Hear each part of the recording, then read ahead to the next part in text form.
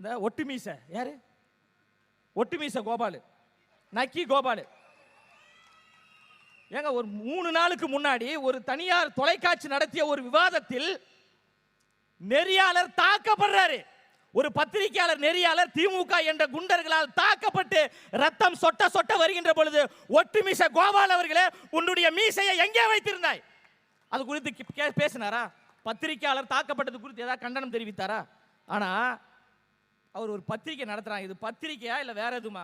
ஒரு செய்தி ஒன்று போட்டிருக்காரு. நாட்டில் அவ்வளோ பிரச்சனை நடக்குது. ஆனால் கோச்சிக்காதீங்க, இதெல்லாம் ஒரு பத்திரிகையா? இது ஒரு பத்திரிகையா? இது பத்திரிகையா? இது எப்படி இந்த பத்திரிகை இங்கு கிழிக்கப்படுகிறதோ, திமுகவிற்கு முட்டு கொடுக்கின்ற, திமுகவிற்கு வாடகைக்கு விடக்கூடியவர்களே, மக்கள் உங்களை இது போன்று கிழிப்பார்கள், தோல் உரிப்பார்கள் என்பதற்கான ஒரு உதாரணத்தை தெரிவித்துக் கொண்டு, மக்கள் எல்லோரும் எங்கள் பின்னாடி அணிதிரண்டு இருக்கிறாங்க.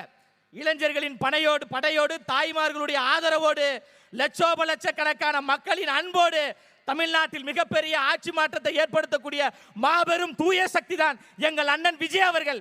எவ்வளவு பெரிய கொம்ப நினைத்தாலும் எங்கள் அண்ணனுடைய வெற்றியையும், இந்த தொகுதியினுடைய வேட்பாளர் அண்ணன் ராஜ்மோகன் அவருடைய வெற்றியையும் எவராலும் தடுக்க முடியாது என்று கூறி, தீய சக்தி திமுகவை வீழ்த்துவோம், தூய சக்தி தாவேகாவை மலரச் செய்வோம் என்று கூறி நிறைவு செய்கிறேன்.